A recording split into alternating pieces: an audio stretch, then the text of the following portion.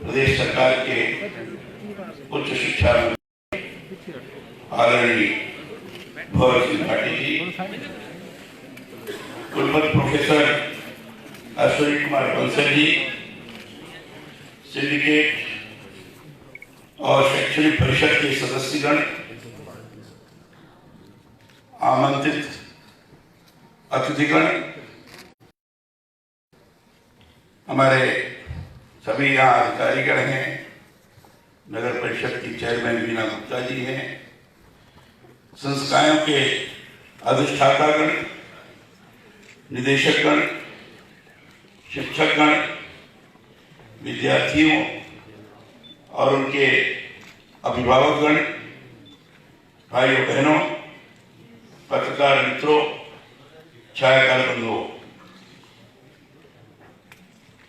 इस विश्वविद्यालय का एक प्रथम दीक्षांत समारोह है। मैं बड़ा सौभाग्यशाली हूं कि आज आपके इस प्रथम दीक्षांत समारोह में आकर प्रतिभावान छात्रों को मुझे पदक और उपाधि देने का अवसर प्राप्त हुआ है। जो भी उपाधि प्राप्त हैं, जिनको पदक प्राप्त किया गया है, करता हूं और उनको बधाई देता हूं। मैं जहां जहां भी दीक्षांत समारोह में गया, कई विश्वविद्यालयों में गया हूं और मुझे बड़ी प्रसन्नता हुई कि जो भी स्वर्ण पदक हैं, ज्यादातर विश्वविद्यालय की बालिकाओं को प्राप्त हुआ है, छात्राओं को प्राप्त हुआ है। 70% से लेकर 90% के बीच। मुझे प्रसन्नता है कि विश्वविद्यालय में भी 2017 में कुल 22 लोगों को स्वर्ण पदक दिया गया, जिसमें 2 छात्र हैं और 20 छात्राएं हैं। ये 90% छात्राओं ने प्राप्त किया। 2017 के अंतर्गत 2018 में कुल 38 लोगों को स्वर्ण पदक प्राप्त हुआ है। छात्र 8 हैं और छात्राएं 30 हैं, 80%। कुल 60 लोगों को स्वर्ण पदक प्राप्त हुआ है, जिसमें 10 छात्र हैं और 50 छात्राएं हैं। 84% से ज्यादा स्वर्ण पदक प्राप्त हुआ है। ये शुभ लक्षण है। शुभ लक्षण इसलिए भी कह रहा हूं, जत नारे पूजनते रमनते तत्व देवता, ये कहा गया है। छात्राओं को जिस तरीके से प्रोत्साहित करने का प्रयास हो रहा है और उनके अंदर जिस तरीके से इस बड़ा का भाव जागृत हुआ है कि हमें केवल शिक्षा के क्षेत्र में ही नहीं, अन्य क्षेत्रों में भी आगे जाना है और इसलिए शिक्षा के क्षेत्र में अपनी प्रतिभा का, अपनी परिश्रम का एक परिचय दिया है और उसका परिणाम है सर्वाधिक मात्रा में वो आगे बढ़ करके आ रही हैं। मैं समझता हूं कि बड़ा अच्छा लक्षण है कि देश को आगे बढ़ाने में इनकी महत्वपूर्ण भूमिका होगी। छात्रों से भी आग्रह है, जो छात्र पदकधारी हैं वो और आगे बढ़े, जो पदक नहीं प्राप्त कर पाए हैं वो और प्रयास करें ताकि आगे स्पर्धा के क्षेत्र में आगे बढ़कर पदक प्राप्त करते हुए अपना स्थान बनाएं। महाभारत कालीन पौराणिक मत्स्य अंचल एवं उज्जैन के महाराज भर्तृहरि की इस तपोभूमि में स्थित राज ऋषि भर्तृहरि मत्स्य विश्वविद्यालय अलवर के इस प्रथम दीक्षांत समारोह का साक्षी बनकर मुझे प्रसन्नता हो रही है। इस अंचल के युवाओं हेतु राजस्थान विश्वविद्यालय जयपुर से पृथक होकर 23 अगस्त 2012 को इस विश्वविद्यालय की स्थापना हुई, जो उच्च शिक्षण की समस्त संभावनाओं को स्वयं से समाहित किए हुए है।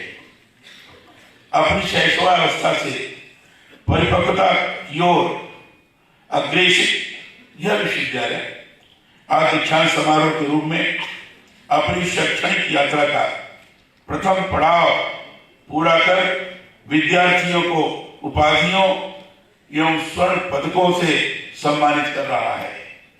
इस समारोह में उपाधि व पदक प्राप्तकर्ता समस्त विद्यार्थी बधाई के पात्र हैं। मैं आप सभी के उज्जवल भविष्य की कामना करता हूं। राष्ट्रपिता महात्मा गांधी ने कहा था, bye education I mean all round development of child. अर्थात शिक्षा का तात्पर्य विद्यार्थी के सर्वांगीण विकास से है। मेरा मानना है कि शिक्षा जीवन पर्यंत चलने वाली एक सतत प्रक्रिया प्रोसेस, जिसमें विद्यार्थी राष्ट्र एवं समाज के सर्वांगीण विकास में अपनी महती भूमिका सुनिश्चित करते हैं। शिक्षा जहां हमारे जीवन की दिशा निर्धारित करती है, वही छात्रों को अधिकारों के साथ साथ कर्तव्य बोध से भी जोड़ती है। आप सभी विद्यार्थी इस विश्वविद्यालय में आपसी सौहार्द के वातावरण के निर्माण के साथ समयबद्ध योजना बनाकर आगे बढ़े और अपने जीवन लक्ष्य अर्जित करें, यही मेरी शुभकामना है। दीक्षा समारोह के बाद जाने के बाद नए जीवन में आप पदार्पण कर सकते हैं। पदक वितरण सूची पर मैंने गौर किया है और पाया है कि छात्राओं की संख्या छात्रों से काफी अधिक है। अर्थात इस विश्वविद्यालय में श्रेष्ठ अकादमिक प्रदर्शन करने में बेटियां अग्रणी हैं। बेटियां एक नहीं अपितु दो परिवार का उत्थान करती हैं। वे हमारे परिवारों की मणि होती है। उन्हें तो आगे बढ़ना ही है, साथ ही छात्रों से भी और अधिक मेहनत की अपेक्षा है। शिक्षा की सार्थकता तभी है जब इसका लाभ देश, समाज व परिवार को मिले। आपकी उन्नति और विकास के लिए जिन अनुकूल स्थितियों का निर्माण इस विश्वविद्यालय द्वारा किया गया है, वस्तुतः यह आप पर देश और समाज का ऋण है। राष्ट्र के नव निर्माण में अपनी भूमिका सुनिश्चित कर इस ऋण से पूरे होना प्रत्येक विद्यार्थी का दायित्व है। यह प्रसन्नता की बात है कि विद्यार्थियों के सर्वांगीण विकास के क्रम में शैक्षणिक गतिविधियों के समानांतर पाठ्येतर गतिविधियां व खेलकूद प्रतियोगिताएं इस विश्वविद्यालय द्वारा आयोजित की जा रही है। विभिन्न खेलों में अखिल भारतीय अंतर विश्वविद्यालय स्तर पर इस विश्वविद्यालय की पुरुष एवं महिला टीमों की सहभागिता उनके चहुमुखी विकास की परिचायक है। अल्प समय में ही राजर्षि भर्तृहरि मत्स्य विश्वविद्यालय और अपनी शैशवावस्था में ही राजस्थान विश्वविद्यालय जयपुर से पृथक किए जाने के राजस्थान सरकार के निर्णय को अपने अस्तित्व की विशिष्टता के साथ सार्थक कर रहा है। पूरे अलवर जिले के युवाओं का रक्षा सेनाओं के प्रति विशिष्ट लगाव इन्हें अनुशासन प्रिय बनाता है। अगर एनसीसी, स्काउट, एनएसएस जैसी गतिविधियों और विस्तृत रूप में सभी महाविद्यालयों तक पहुंचे, ऐसी मेरी अपेक्षा है। वर्तमान में शिक्षा के स्तर में उत्तरोत्तर अंतरराष्ट्रीय प्रतिस्पर्धा का वातावरण बनता जा रहा है। राष्ट्रीय राजधानी दिल्ली एवं प्रादेशिक राजधानी जयपुर के मध्य इस विश्वविद्यालय की अवस्थिति इसे इन महानगरों में स्थापित उच्च शिक्षण संस्थानों से प्रतिस्पर्धा प्रदान करती है। अतः इस विश्वविद्यालय के भविष्योन्मुखी स्वरूपों में उच्च शिक्षा के लिखित नए सोपानों को समाहित करना अनिवार्य होगा। तभी एक जिले की युवा शक्ति प्रतिस्पर्धा में समतुल्य हो पाएगी। 26 नवंबर को पूरे देश में 70वां संविधान दिवस मनाया गया। आपको बताना चाहता हूं कि संविधान हमारा मार्गदर्शक है, हमारा मूल ग्रंथ है। संविधान की प्रस्तावना में राष्ट्र की मूल भावना का उल्लेख है। संविधान ने हमें मौलिक अधिकार दिए हैं। संविधान के अनुच्छेद 51 में हमारे द्वारा किए जाने वाले कर्तव्यों को परिभाषित किया गया है। मौलिक अधिकार और कर्तव्य यह दोनों ही संविधान के प्रमुख स्तंभ हैं। मौलिक अधिकारों की तो हम बात करते हैं, लेकिन आवश्यकता है कि हम हमारे कर्तव्यों को जानें, समझें और उनके अनुरूप ही अपना कार्य व्यवहार करें। ये मौलिक कर्तव्य केवल पढ़ना या वाचन करना या जानना ही पर्याप्त नहीं है। उसकी अनुभूति करना, उसका एहसास करना और अनुभूति और एहसास करते हुए उसको आचरण व्यवहार में लाना, ये बहुत आवश्यक है। पहले प्रारंभ हुआ और लोगों से कहना शुरू कर दिया हमने कि संविधान द्वारा प्रदत्त मौलिक कर्तव्य को अपने जीवन में उतारकर देश की एकता और अखंडता को हम अक्षुण्ण रखने में सक्षम होंगे और समर्थ होंगे, और उसे राष्ट्रीय क्षति के लिए जो कार्य करते हैं उनको बड़ी कड़ाई के साथ उनको मना करना बहुत आवश्यक है। आप लोग युवा हैं, राष्ट्र निर्माण में आपको महत्वपूर्ण भूमिका निभानी है। इसलिए संविधान आप लोग आचरण में लाकर आगे बढ़े। यदि हम सभी ने ऐसा प्रयास किया तो निश्चित तौर पर भारत देश को आगे बढ़ाने और स्वयं के जीवन को प्रोन्नत करने में यह कदम बेहतरीन साबित होगा। आमजन को संविधान की जानकारी होना आवश्यक है और इसे राष्ट्रीय एकता, अखंडता और सामाजिक समरसता के लिए मूल कर्तव्यों का निर्वहन करना होगा। मैं चाहता हूं, मैंने अपेक्षा भी की है, विश्वविद्यालय के कुलपतियों से मैंने आग्रह किया है कि विश्वविद्यालयों में युवाओं को मूल कर्तव्यों का ज्ञान कराने के लिए अभियान चलाएं और देश की युवा पीढ़ी को मूल कर्तव्यों के बारे में बताया जाना आवश्यक है। इसके लिए विभिन्न गोष्ठियों का भी आयोजन आवश्यक है, और गोष्ठियां नहीं, इसके लिए तो मॉक पार्लियामेंट भी आप कर सकते हैं, चर्चाएं भी कर सकते हैं। 1976 में संशोधन के माध्यम से मूल कर्तव्य संविधान के अंदर 51 के अंदर जोड़ा गया था। फंडामेंटल राइट्स पहले था, यह हमारे संविधान के प्रमुख स्तंभ है। फंडामेंटल राइट्स मूल अधिकार और मूल कर्तव्य दोनों का एक रूप होना आवश्यक है, दोनों का ताजा अनुरूप स्थापित होना आवश्यक है। जब तक ये नहीं होगा तब तक संविधान की मूल भावना को हम कार्यान्वित नहीं कर सकते। इसलिए मेरा आग्रह है विश्वविद्यालय के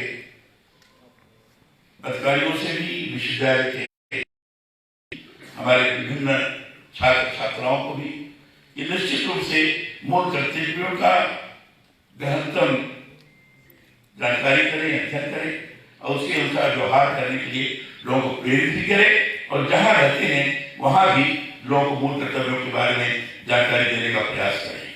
विश्वविद्यालय अपनी शैक्षणिक विशेषता और अद्यतन शोध द्वारा ही राष्ट्रीय प्रगति का मार्ग प्रशस्त करते हैं। विद्यार्थी एक शोधार्थी जिम्मेदारी नागरिक बने, सच्चाई और ईमानदारी से दायित्वों का निर्वहन करे, राष्ट्र को विश्व गुरु के रूप में स्थापित करने में एकजुट होकर सकते, ये आज भी बहुत आवश्यक है। अभी आदरणीय उच्च शिक्षा मंत्री जी ने शिक्षा के क्षेत्र में राजस्थान में क्या किया जा रहा है इसके बारे में बड़ा ही व्यवस्थित तौर पर बताया है, और इस सरकार का सार्वत पूरा भी हुआ है। और इतना मैं कह सकता हूँ, महाविद्यालयों के बारे में काफी महाविद्यालय खोले गए हैं, इसकी मैं बधाई देता हूँ। सरकार मेडिकल कॉलेज भी खोलेगा, ठीक है, केंद्रीय योजना है हर जिले में खोलने का, लेकिन सरकार ने आगे बढ़ करके मेडिकल कॉलेज को खोलने का अभियान चलाया है। निश्चित रूप से इसके माध्यम से काफी लोग समायोजित हो सकेंगे और अधिक से अधिक शिक्षा प्राप्त करते हुए जो कि मेरा एक व्यक्तिगत मत है और लोग उसको प्रारंभ से भी कह रहे हैं, शिक्षा को जितना अधिक से अधिक हम रोजगार परक बनाएं उतना ही उत्तम होगा।